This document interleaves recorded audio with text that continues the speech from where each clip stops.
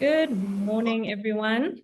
Thank you very much for joining us for today's webinar, which is all about technology-driven succession planning.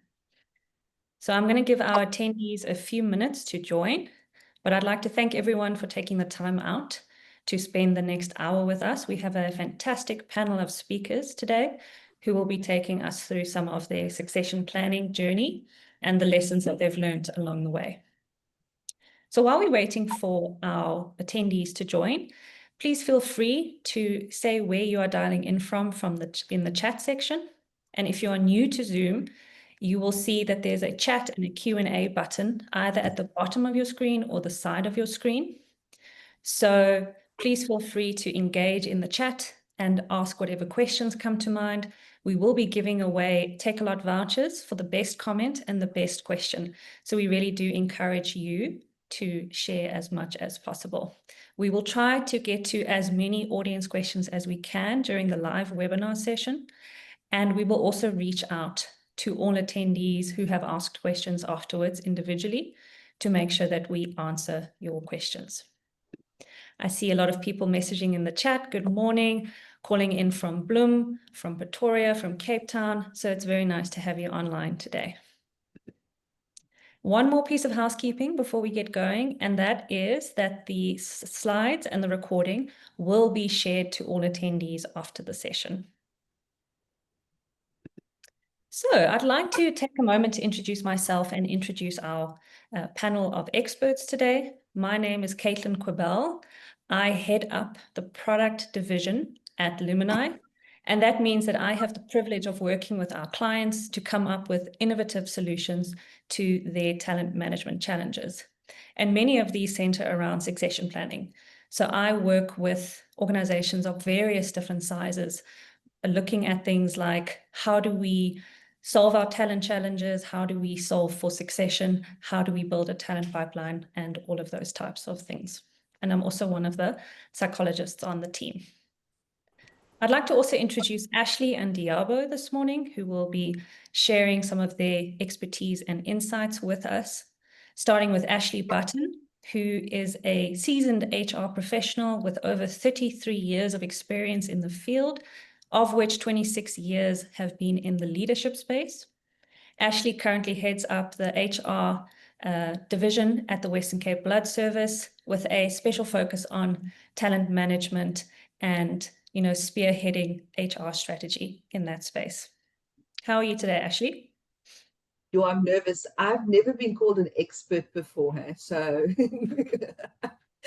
I'm going to try and lean into that expert part of my personality. But yeah, well, thank you very much for having me. No, that's great. And I think we want to know what works, but also what doesn't work and what mistakes we've all made along the way. So yeah, we really welcome your experience today. Thank you. Then we have Diabo also joining us. Diabo Mulapo is a HR executive serving on the executive committee and helping to basically contribute to board level strategy, especially in the realm of human capital, and also taking ownership of and leading the HR function. Previously heading up HR at Health Systems Trust and currently at the Aviation Coordination Services. Thank you for your time, Diabo. How are you this morning? Hi, good morning, everyone. Good morning, Caitlin. I'm fine, thank you. And I'm looking forward to this discussion on succession management, which is my passion, something that I truly enjoy. So thank you for having me on this session. Fantastic. Thank you for joining us. So we have a packed agenda. I'm going to very briefly discuss what we hope to cover in the next hour. Firstly, looking at traditional succession planning. What challenges do we see? What's broken when we take a more traditional approach to succession? And then moving on to some of the solutions. So what are some of the best practices that we can apply to a more technology-driven succession approach? And we're going to be demonstrating these via our advanced platform. And then we'll be hearing from the experts, client stories, and all about succession planning in action, and then spending some time on the audience questions. Before we get into the meat of the discussion, I'd like to take just a minute to contextualize Lumenii, who is the organizer of today's webinar. So Lumenii is a provider of psychometric assessments, talent management consulting solutions, and end-to-end recruitment with a common foundation in data and technology. So on this slide, you can see some of the clients we are privileged to work with, as well as some of the client stories that we have put together with these talent partners of ours. And if you'd like to know more about any of them, you can look at our website. And we're also proud to say we are a triple BEE level 1 contributor. All right, so let's jump into traditional succession planning. Before we dive into the solutions, I think it's worth looking at some of the challenges associated with traditional succession planning. And these are themes we see again and again, and some of them may be quite familiar to you. All right, so you can see here a number of challenges popping up on the screen, and there's no one common challenge we see, but there are some common themes. And one of the first common themes is that traditional succession planning is generally quite manual. So capturing names in an Excel or printed documents, things like that. And with a manual approach, you get quite a manpower intensive approach where you fall into traps like errors being made, the document becoming quite static, becoming quite outdated. Then we also have the common theme of judgment, where in a more traditional approach, we often over-rely on manager input as opposed to something like objective data. Not to say that manager input doesn't have a role, but if it is the only source of input, then you tend to fall into traps like groupthink, bias, and favoritism. And then lastly, ownership and buy-in. We got a number of questions from the audience even before today's session, and a lot of them were about buy-in and change management. And something that we also see in the research is the ownership gap. Who actually takes ownership of succession planning and who drives it forward in the business? Luckily, when we look at a more technology-driven approach to succession planning, then a lot of these challenges can be overcome. And that's what we're going to cover in some of the best practices in the second half of this call.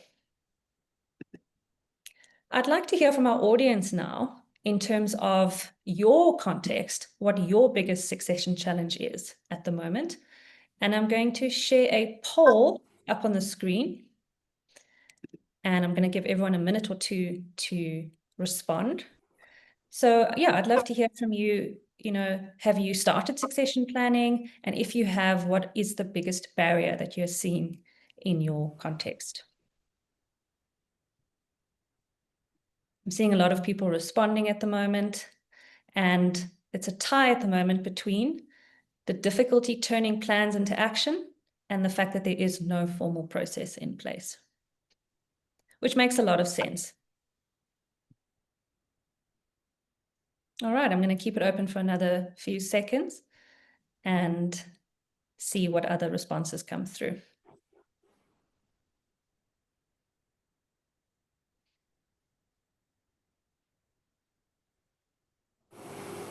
All right, I'm going to end the poll here, and I'm going to share the results for everyone to see what kind of challenges your fellow delegates are experiencing. So it makes sense if you joined a webinar about succession planning that it is a hot topic in your organization at the moment. And we can see 51% of people feel that they have plans, but they have difficulty turning them into action. And 49% also say they don't have a formal process in place. The other common themes were limited bench strength and low leadership buy-in as well. So hopefully the rest of this webinar can help give you some insight into examples of a process in practice. All right. And now I'd love to hear from Ashley and Diabo in terms of your challenges with a more traditional approach. So I'm going to stop sharing the screen shortly so we can have a conversation, and I'm going to cover some of these questions here in terms of what's broken, what has driven the need for succession planning for you in the past? How have you experienced succession planning with traditional methods? And what difficulties or challenges did you see at that point? Right. So who should I pick on first? I think, Diaba, I'll ask you for your input first. And let's look at the first one. What challenges or, what's broken and what sort of led to a need for succession planning in the first place? Thank you very much, Caitlin, for the question. What comes to mind immediately when I think of what was broken or what led me to start working on technology data-focused succession management? In the past, when I started, I've been working in succession management over a decade now. And when I started, I used templates, manual, documents, a lot of admin for HR, keeping all that information. And as you said, when you started, in terms of the challenges that come with this, there's biases, there's gut feeling, and we tended to actually focus more on performance management because we were quite comfortable assessing performance management at the time. We didn't really have, data-driven tools to use. So one example that I can think of was we had one particular individual who was very strong as a performer. And we were quick and unanimously as a talent board to promote this particular person to actually a specialist role. And we had not done proper assessments. We had not, assessed, their potential. We were really going on gut feeling, as you said, using our own biases. So, but the person was definitely a good performer. Once they moved into that position, they actually struggled. And they hated their job. They didn't enjoy what they were doing because we had failed to assess potential, agility, what their capacity is and, what they're strong in, using only gut feelings. And some of them are such a good performer, they will definitely do well in this particular role, which was very, very important for the organization. And we had to quickly put them back. So these are some of the challenges that you have if you're using a succession management that is not a technology focused or data driven. Just quickly, another quick recent experience that I had, how it, again, now this is a favorite, it's failure to accept succession management and understand what it means or what it's about.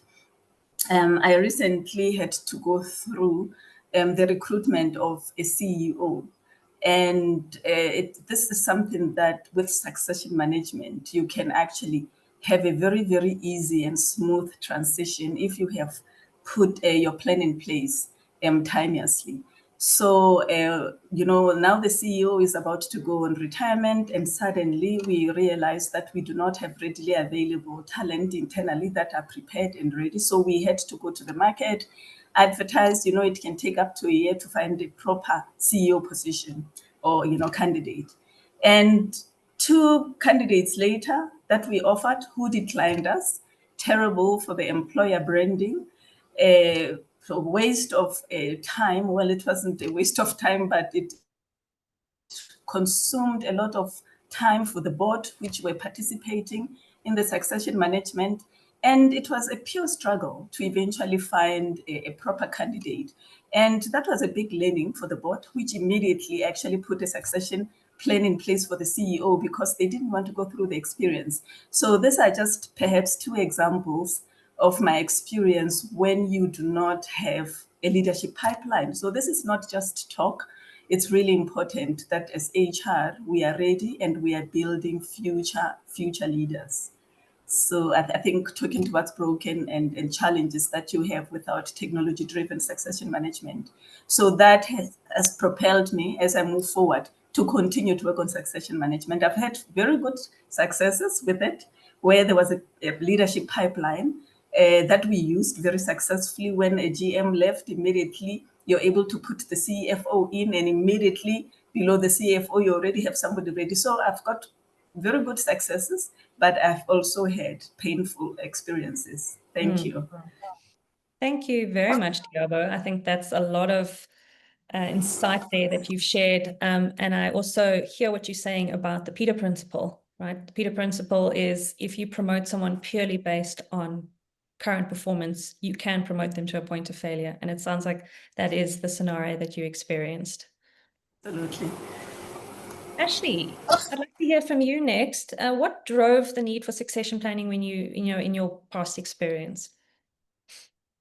Well, just to sort of latch on to what Liabo has said, when you work in an environment that's quite a niche, then you rely on a lot of intellectual capital and skills.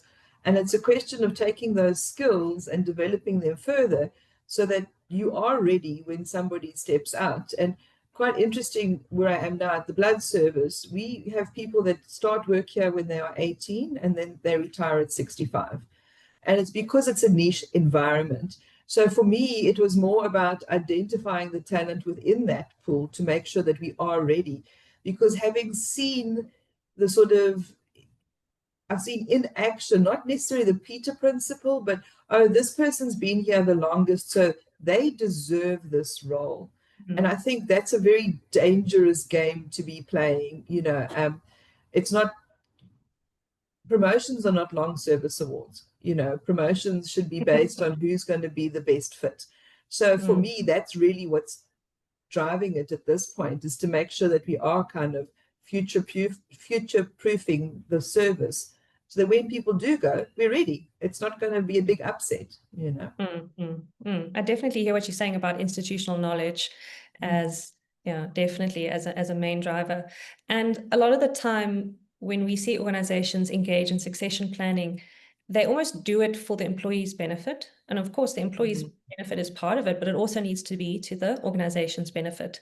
And so exactly what you're saying, if you promote someone because they deserve it, to whose benefit is that ultimately? And I think also when you start to identify your successors, you can properly identify the gaps in what they're going to need. So it doesn't become this sort of broad brush stroke, oh, everybody needs to go and do this course, or, that you could target it, because that's an investment in itself. And if you're not upskilling people in the right skills that they need, well, you've just wasted money and time. So for me, that's equally important. Oh, great. Thank you very much. All right, I'm going to jump back into our slides and talk to succession planning best practices. And then Ashley and Diabo will come back to you shortly to talk about some of the wins that you've experienced in your succession planning process. So I'm going to share my screen again and get up my slides. And yeah, let's go. So let's leave the problems behind now. Let's look towards some of the solutions, and let's look at how we can bring in data and technology to make succession planning a lot more streamlined and a lot less about guesswork. And for those of you who feel that maybe you don't have a formal process in place, hopefully a lot of these best practices can help you to get started with a more formal process in your organization. All right. And then Ashley and Diabo, can I ask you just to mute while you're not talking, just to avoid any background noise coming through? Thank you. All right. So I'd like to start by looking at Lumenii's approach to succession planning. We like to think of it as more than just, names on a spreadsheet. For us, it's about bringing in 3 core elements or components, starting with potential insights. So when we talk about potential insights, we're talking about as objective as possible, as fair as possible, as valid and reliable as possible. And so here we tend to use psychometric assessments because the research really supports the use of psychometric assessments as, stable predictors of future performance. So, for example, personality, cognitive ability, learning agility, and management potential as some examples. We also look at performance insights because it's very critical to understand where our successes are at the moment. Potential is one part of the puzzle, but we need to know, is the person performing where they currently are? And, to what extent do they need to develop in their current role, or can they immediately move forward? And then lastly, and I would say most importantly, human insights are about, getting into those deep insights about successes, the types of insights that you get when you truly know who your people are from HR, from the individual themselves, or from the line managers. So all of these components we have put together along with our process and our best practices into our succession and talent online platform. And that platform is called Advance. So I'm going to be using Advance to walk through some of our succession best practices today. And I'd like to do so by looking at a real-world style scenario. So imagine you're an HR professional and your organization has a small talent crisis happening in your finance department. So you have a CFO role who announces that they want to take early retirement, and that's going to take place in the next 2 years. You also have 2 senior positions, or 1 senior and 1 mid-level, who have recently resigned and are you scrambling to fill those roles. And of course, with all of these, there's a risk of knowledge gaps widening even further. There's a risk of your institutional knowledge and experience leaving. And the executive have come to you and they've said, where is our plan? Where is our continuity plan? Where are our risks and how do we overcome them? So to provide a little bit of a structure around these best practices, we're going to be talking through the following points. Firstly, how do we spot and select the right roles? Secondly, how do we use data as the foundation of our succession decisions through the lens of potential and performance? Thirdly, how do we bring in human insights and combine it with the data to get a grip on readiness and development needs? And lastly, how do we use technology to get a broad or holistic perspective on succession planning, for example, through reporting, succession pipelines, bench strength, and risk metrics? All right, so I'm going to swap across to the talent platform, Advance. And here we can see our fictitious organization is called Valor Edge.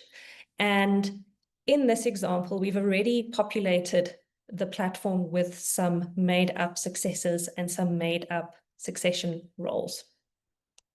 So the dashboard gives you an overview of all of the input that you've put into the platform, including tips on how to get started, including an overview of your succession progress to date, the risk metrics of the roles that you have completed, which ones you're still busy with, an overview of your talent and your core metrics, for example, BEE metrics, and then some helpful information about what to do next in order to continue getting the most from your succession planning. But I'm going to rewind a little bit and I'm going to show you how we got to these metrics using the scenario we just discussed and looking at succession plans, where if we look at the finance division, we can see our CFO succession plan here, where our incumbent, Sarah, is the one who will shortly be retiring. So let's look at the succession plan. And the first best practice is related to a question we often get asked by organizations, and that is, how do I find the right successors? How do I know who to choose as a successor? So in the case of Valor Edge, they've taken a simple, straightforward approach. And this is an approach that many of our clients use as well. And that is to simply use the direct reports as your initial succession pool. So in this example, Tabo, Zara, and Arjun all report into the CFO role, and therefore they are considered our successors for those roles, or for that role. And then, of course, as you work through the succession process, you're able to, gather information about these successors and determine who are more suitable or perhaps less suitable. Another powerful approach, which you can use in combination with or by itself, is to use data to shortlist your employees into a pool of high potential successors.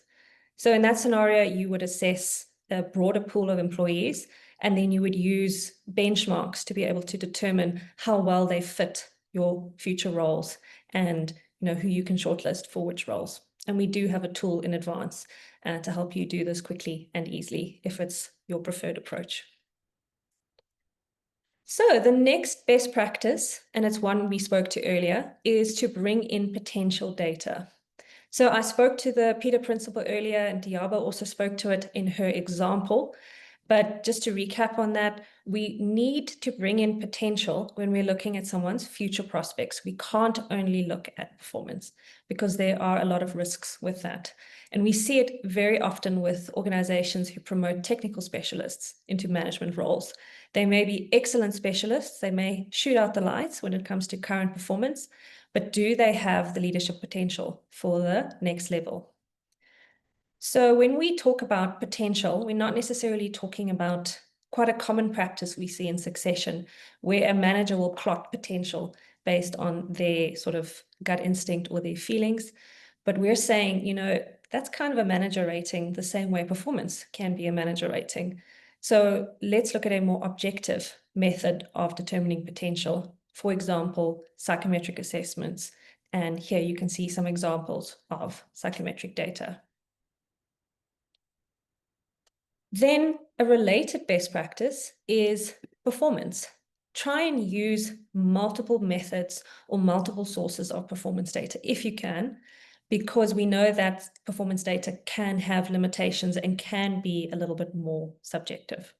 So in this example, we've got integrated scorecards, we've got 360-degree feedback, but of course, if you only do have one source, that's still a solid starting point. Just as a side note, one of the benefits I find very valuable by using technology is that if I have a platform or an online method to gather potential, and if I've got my performance data captured in a platform, then these can be brought back into Advance or any other platform at a click of a button. So you're really doing away with any need for manual work. You're really saving on the manpower, you're saving on the time and the costs associated with that time. And you're also avoiding any errors and things like that. All right, so the next learning I'd like to share comes in the form of the 9-box matrix, which many of you may be familiar with. And the best practice here is don't become overwhelmed with numbers in a list, but find a way to visualize your succession planning in a way that makes sense to you. Now, we prefer to use the 9-box, and the 9-box is hugely popular, and I believe popular for a reason. And that is because it is a very clear and almost universal way of looking at successes' potential on the one axis compared to their performance along the bottom. So for those of you who are less familiar, the 9-box basically plots successes in one of the 9 grids or areas. And as we move up in the graph, potential gets higher. As we move to the right, performance gets higher. So here we can see Tabo and Zara are 2, likely effective successes because they're in the green zone, which is the effective zone.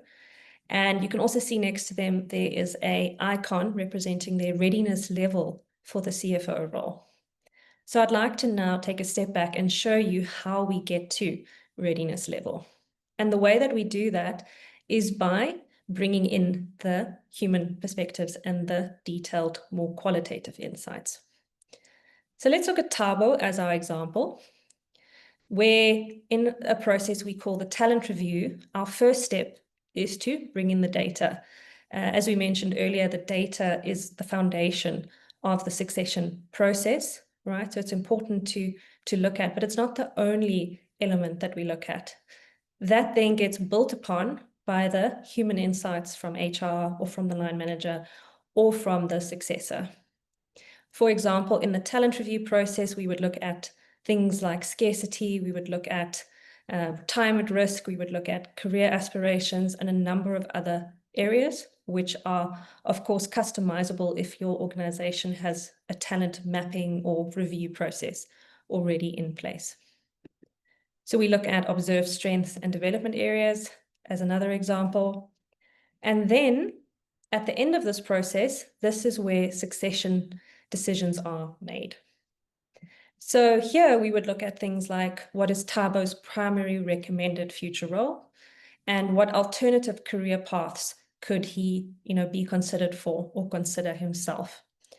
We also look at readiness level, which is how soon the person could move into the role with the right development. And we look at suitability, which is the likelihood of success in becoming ready for the role and moving into the role. Now, these decisions are made based on a combination of everything that has gone into the platform and into the process, including the data as well as these human insights. And then the next best practice here is to not just stop at a readiness level. The process is completed in a way, but it's very important to then turn all of the information we've collected into what do we do next. So in our process, we look at recommended interventions, and we also look at suggested next steps, because it's very critical to link what we're doing here back to day-to-day development, make it practical, make it powerful, and actually, show that progress over time. All right. So I'm happy to say that for Thabo, we have now completed the process. We can see his readiness level.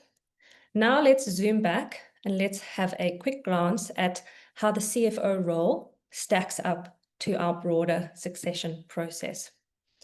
If I go into reports, another big win for me with technology is not having to do manual reports, but being able to access all of this information very quickly, basically at the click of a button.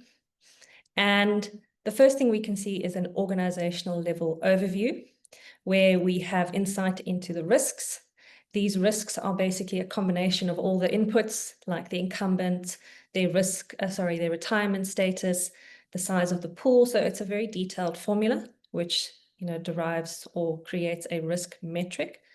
And we also get a 9-box matrix here, an overall view, which is basically like a heat map or your bench strength or your talent pipeline, holistically or overall. So I'm going to zoom out, or should I say zoom in, to the finance division. And in the context of our example, let's have a look at our CFO role. So as we likely could expect, the Chief Financial Officer role is being marked as a high risk. And the benefit of reporting is that we can immediately start to diagnose why that is. So in our details, we can see that Sarah Mitchell has 3 direct reports, or 3 possible successors, of which 2 are candidates to move into the CFO role. We have our 9-box, which we already looked at earlier. And I'd like to pause for a second on the team details, because here's where we see the reason for the high risk. We know that Sarah is leaving soon, and we can see here that Sarah is leaving in a year and 7 months. And even though we have 2 possible successors, one of whom is highly suitable, what's clear is that neither of them are going to be ready in time, right? So then the organization has this information, and they are then equipped to start coming up with the continuity plans that they need to make. And that could be, for example, let's hire a contractor for 2 years in the CFO role. Or it could be, let's enroll Thabo into a executive development course and accelerate his readiness. Or let's let Thabo start job shadowing, or whatever the case may be. But it really does, give the HR team and the leadership the ability to start making those plans. And then the last thing I'd like to show you before we move back to our speakers is what an individual report would look like.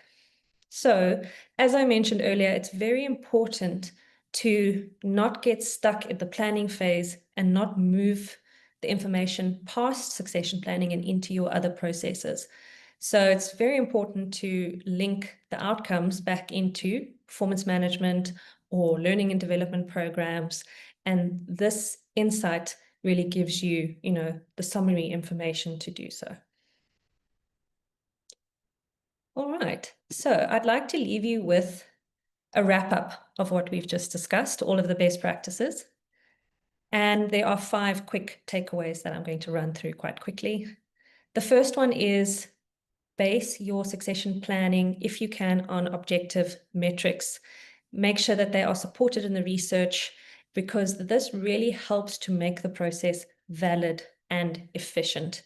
And it really helps it to be perceived as more fair to the people, participating in it. The second takeaway is make the process valuable for everyone. So as I mentioned earlier, sometimes succession is approached for the organization, or sometimes it's approached for the benefit of employees, but it should actually benefit everyone. So on an individual level, that's things like development feedback, development planning, career opportunities. On a management level, that's things like insight into your team members. And on a leadership level, that's things like business continuity and risk mitigation. The third one turn your insights into practical action. I think I've mentioned this a few times now. Make sure that you follow through so that when you look at your succession planning a year later or 6 months later, you can actually report on progress that's made. Make sure that individuals are provided with opportunities to grow, whether that is external, like courses, or whether that's internal, like job shadowing opportunities, and so on. The fourth one, keep the process regular. Try not to fall into the trap of it becoming static or losing traction over time, because the more regular it is, the more you have a real-time view of your organization risks and opportunities. And then the last one, make sure you use reporting, whether you're doing it manually or whether you're using technology, because reporting is how you would engage with your senior stakeholders. It's how you continue to get buy-in to the process, and it helps to tell the story of your progress over time. And one learning that we've had at Lumenii is that when organizations have that visibility of their reporting, we actually see even greater impacts and improvements over time because of that elevated visibility that they have, and the ability to compare the results across iterations of their succession planning process. So before I hand back to our speakers for their insights, I'd like to ask the audience for a little bit more insight into your context and to share with your fellow delegates what's actually driving your need for succession planning at the moment. I'm going to put a poll up, and let's get going. Give me a second, sorry. Okay, here we go. All right, so as I said, what is the main driver for succession in your organization? Is it something you've been directed to do by the board? Is it something that you need to do because your business has suddenly grown? What other needs are coming up for you? I'm going to give everyone a couple of seconds to participate.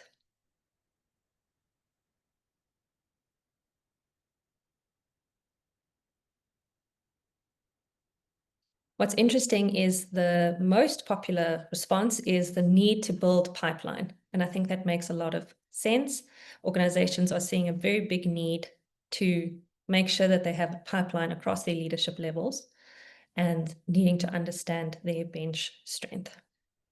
And I also see here skill and leadership gaps is also coming up very strongly.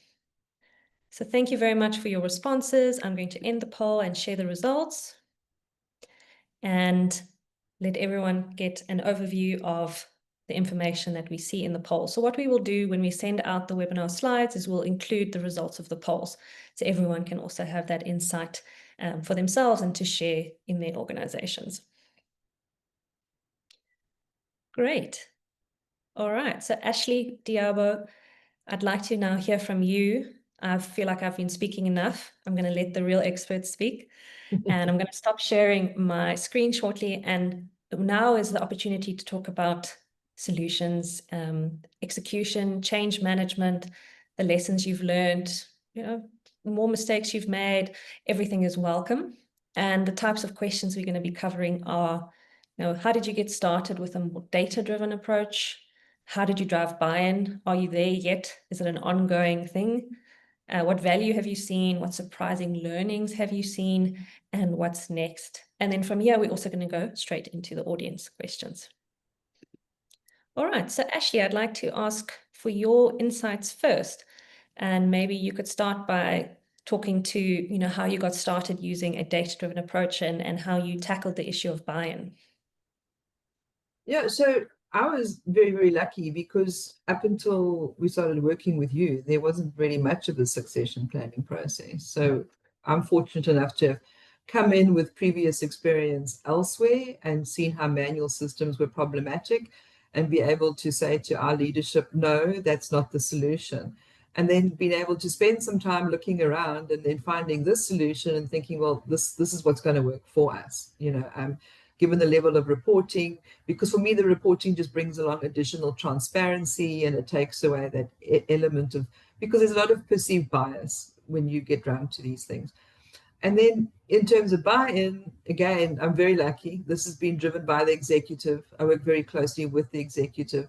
This is not a, I don't feel like participating kind of environment. You know, everybody, our whole leadership team's been tasked with this. It's reported on regularly at board level and sort of at leadership level. You know, where are we? What timelines have we got? Did we make them? You know, what's getting in the way of the success? How can we move it on? So I think I've been quite lucky. I must also say that we are in our infancy, because with being lucky, there's also become, I spent quite a lot of time trying to explain to people what this does and doesn't mean. You know, I mean, I'm saying, you know, because someone's like, I don't really want to put so-and-so's name down there because I don't want to create an expectation. So it's been sort of trying to manage that. And so it's, for me, it's very exciting at the moment, you know, and I'm really enjoying seeing the data that's coming out of it. So for me, you need executive buy-in, and you kind of need everybody to understand the reason why you are doing this. Yeah, Diabo, I'd love to hear from you as well in terms of how you got started with data and what value you found it added to your process. Thanks, Caitlin. I have to say, much like Ashley, I have also been quite lucky. It seemed to me that most organizations that I've worked for, and that's just looking back at about 5 organizations where I have implemented or sometimes introduced a succession management. When I got there, I found that the leadership was quite hungry for it. So that made things much easier for me. I had training. So from the time I worked on succession management manually up to the time that we were lucky enough to hook up with Lumenii, I have to commend you guys. You know, what you have shown just now in your presentation is the work that you do and the support that you provide. You provide tools that are technology and data driven, that are practical and actionable and aligned to strategy. So it's been not too hard for me to persuade leadership. However, what was important perhaps was, if the leaders were keen on succession management, it was also very important for me to be able to persuade staff in terms of what was coming and what was needed. So I would say, for people that are probably struggling with starting, succession management really is a strategic imperative. It's not just an HR initiative. So it's important to consider the strategy of the organization, to say what's next in the next 3 to 5 years. Where do we want to go? What do we need? What kind of skill? What kind of competencies do we need? And then you align that to everything else that is in HR, because I really do. I think this is a very important initiative, because once you've got succession management in place, you find that when you do recruitment, before you go out there, you check, how am I looking?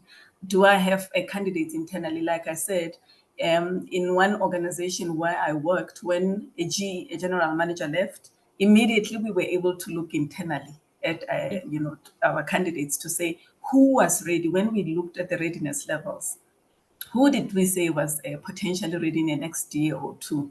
Can we quickly expedite their development to be able to take on this role of a general manager? And what happens to the level after that?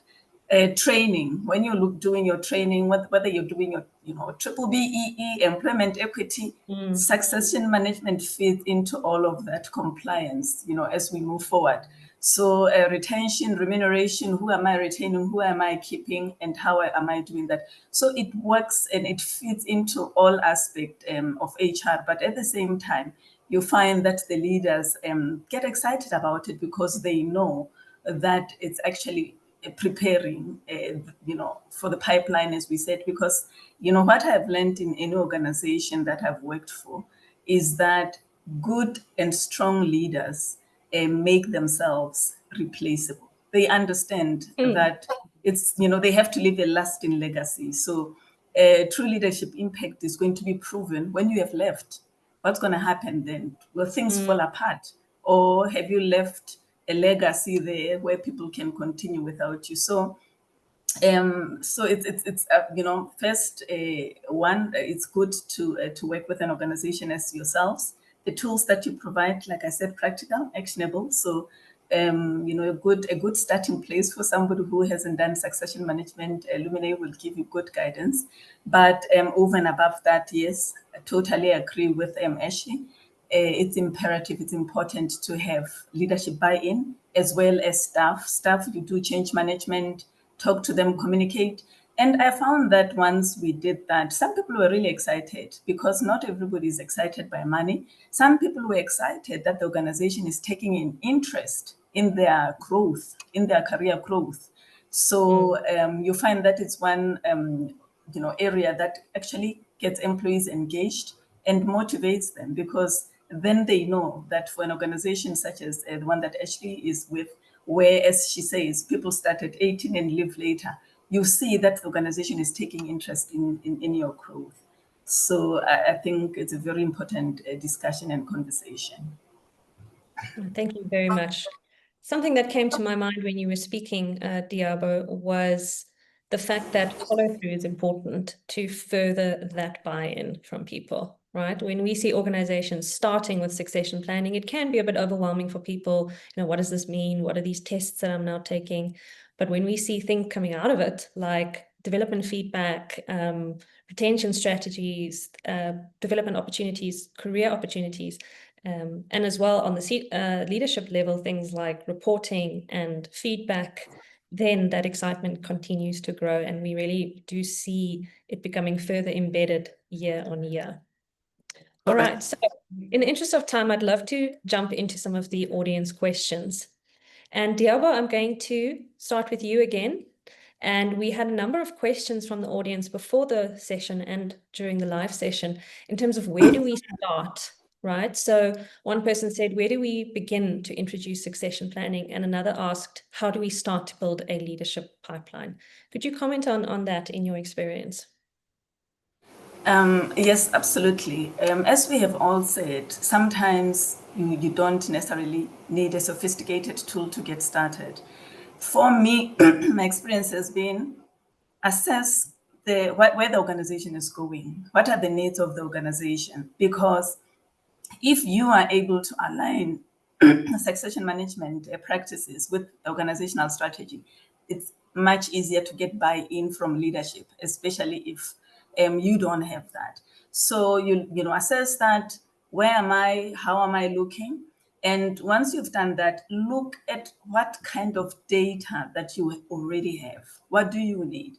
So you spoke to this as well. You said you need multiple data sources. And you might find that you already have some. So for instance, you spoke to a performance management. We are all mostly comfortable with performance management. It's readily available. Management, assessments that you have been doing over time. And what we also found was that, again, I saw that it's also part of the tools that you have. You want to talk to these managers or the leaders that you're trying to develop, because you need to be aligned with their own objectives. So there's no point in identifying someone and saying this person is good potential, they good performer, strong performer.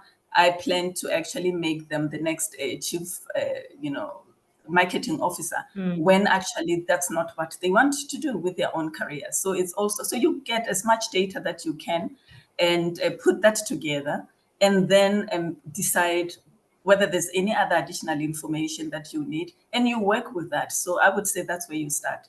If you've got buy-in, look at the data that you have and work on that.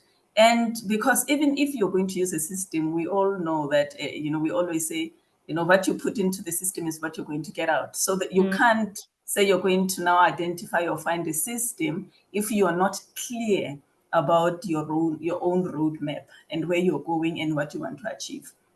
Because companies like Lumenii, they will work with you towards what you want to achieve. They will align themselves with your strategy. So I would say, where do you want to get started? Find out what you want to achieve in the next 3 to 5 years. Look at all the data that you already have in place, and then put together a business case put together change management, talk to employees, train them, help them to understand what you're trying to get to, manage expectations. We know how it is once you identify somebody and say to them that you've been identified as a potential success, you start getting problems. So you need to have proper communication channels such that you do not raise expectations unnecessarily and eventually create a conflict and dissatisfaction. So that's what I would advise that I would give on getting started on the succession management. Thank you. Thank you. Something that comes to my mind is when we work with organizations who are quite new to succession planning is start small, right? Identify maybe 3 or 4 roles, or maybe your executive level where your largest risks are, of course, but don't try and look at 100 roles when you first start. Start small, get the process embedded, learn through experience, and then see where you go after that. Ashley, in terms of you getting started, any lessons there, any advice that you could offer? Well, I think communication is key. I think you definitely want to spend a lot of time talking to people. You want to give them as much information as what they're going to need. You're going to explain the process to them, and probably more than once, so that there is a very clear understanding of what do we plan to get out of this. And I think that's really important, because I think it speaks to accountability. If you're saying that your executive is buying into this and this is why, and then you're communicating that, well, then, your executive's going to have a little bit of a problem trying to walk that back. So I think it's important, because you say, this is what's going to happen. They can then say, okay, I'm going to participate. They then wait to see it. And yes, it is happening. It becomes this live process that's continually evolving and moving forward. Then I think that will also give it credibility and, make people feel a lot more comfortable with the process as such. Fortunately, people around where I work here are very much data driven. They love data, they love reports, they love to see things moving along.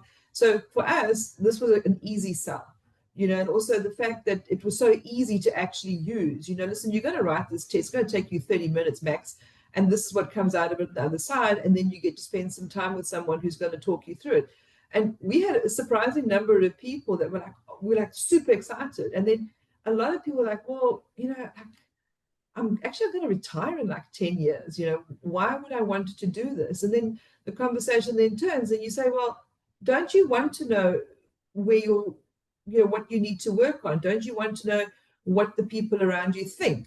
Maybe you know something that we don't. So it's to create that sort of curiosity around it as well, and then be able to sort of deliver on what there is. So I think for us, I think we've just finished like, I want to say almost 200 people, but I think it's that many. It feels like 200 people, but it's been quite a long project, So the communication for me has been key.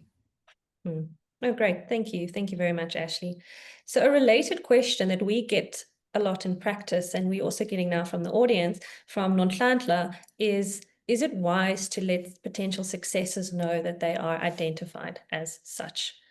So Ashley or Diabo, what are your thoughts on this? Maybe I'll start with you. Okay, thank you, Caitlin. When I spoke earlier, I did mention that for me, my experience has been that it's critical to involve candidates into the whole process. So what we have used is actually a form that you might call, a self-development form. So you would complete that form to say, this is the kind of qualifications I have and the experience that I have. But in the long term, this is where I want to be. And this is what I need to get there. So when we meet as the talent board or for calibration, which I think is important in succession management, because it really reduces, that bias and gut feel. We have the data in front of us, and we are discussing the data together as a team with the experiences that we have, including your 360 feedback and the likes. So after that session, what I have done throughout the years when I worked with succession management is that we go back, or managers are expected to go back to the candidates and have a conversation with them, a discussion on, what the decisions were made. Because you are going to be asking that particular individual to go for training or development for mentoring, to shadow or to do whatever it is that is needed for them to be prepared for the next level. So they, one way or the other, they have to know and they have to agree to participate. So my response would be that yes, it is advisable to to communicate this information to the candidates. What is important is also, as I said, the way you communicate such that you manage expectations so that people don't go out shooting people because you're saying, it's been 2 years, I was told I'll be ready to take over the position and this person doesn't seem to be leaving. How do I get rid of them? And then you start becoming dissatisfied. We need to manage that very, very carefully. Actually, I think if I can just add to that, I think it's, for me, the other reason to have this conversation is you might have identified a person and think, well, that's it, I'm sorted. Then you have a conversation with that person, they're like, oh no, actually I have no desire to go and be that person or take on that role. I'm quite comfortable where I am, or I see myself there. So so that's, for me, is have the conversation, understand where they are, and then they understand where you're going. Because if you keep it a secret, or if you don't communicate it, and it's sort of this hush-hush thing, then people don't know. And that's not going to be helpful in the long run. Something I'd like to add here is, I do think it's a bit of a balancing act in the way that the line manager gives feedback, because you don't want to create this impression that you're promising something, and you don't want a person to feel entitled. But I 100% agree that there needs to be transparency in the process as well. And people do need to know, and people need to buy in, and people need to actually drive their own development forward, because they're the ones taking the time out of their day, maybe working in the evening, working on the weekends. So if they're not excited, you're not going to make progress, right? I think I think for me as well is, yes, it's a line manager discussion, but it's definitely something that HR also needs to participate in, because you need to also, to a certain extent, be able to understand and control that narrative. And I think over time, your line managers could become a bit more adept at it, and then you can let them do it. But I think there's definitely a place for one of us as HR to be within that conversation. What I wanted to note was, I do think it's also something that, the company could invest in training for line managers on, almost like a coaching conversations type of, training. And then also something I always encourage organizations to do with the line managers is keep succession on the agenda, keep career conversations on the agenda. These types of things should form part of regular performance management discussions. What does the person want to do in the future? Managers should be having these types of discussions quite regularly. It shouldn't be something that comes out of the blue or is a complete shock. All right, so we have 2 minutes left, and I'd like to get through 2 more questions. And one I'd like to answer, which comes from Yasira. How can organizations future-proof their leadership pipelines while ensuring diversity, adaptability, and readiness for skills that they can't fully define yet? Right? So this is one of those things of, how do we determine future potential when we actually may not even know the requirements of the role in future? So one of the things that we measure and we actually see in the research is one of the strongest predictors of leadership success is called learning agility. And learning agility basically measures to what extent a person can adapt in the face of new experiences, new requirements, ambiguity, complexity. So you can see how it is a critical skill or competency for leaders. And research shows that it predicts leadership performance even more strongly than something like cognitive ability. So for us, it's something we situate quite strongly in our potential measurements. Okay. All right. And I think to wrap up, I'm going to ask, what's next on your succession journey? And do you have a learning that you'd like to share with the rest of the audience before we close? And Ashley, I'd invite you to go first. Yeah, so I think for us, it's going to be quite a practical next step in terms of identifying the skills gaps that we have, and sort of figuring out how to address those skills gaps. Because, I've already had one of my colleagues go, and suddenly we've got all these people enrolled at, I don't know, like a training institution, won't use their name. So I think for us, it's to go and identify what's needed and how are we going to address that. And you know, it's probably going to be a blended approach, you know, some mentorship, some coaching. Maybe there is a place for formal learning. So for us, it's to look at that skills gap, address that and see how long that's going to take. So very practical level, that's literally what our next step is. Thanks. Thank you, Ashley. And Diabo, we have very limited time, but I'd still love to hear from you. Well, thank you, Caitlin. The next really steps for succession management for me are just to continue to persuade leaders to understand how important it is that they must make themselves replaceable to build a lasting legacy.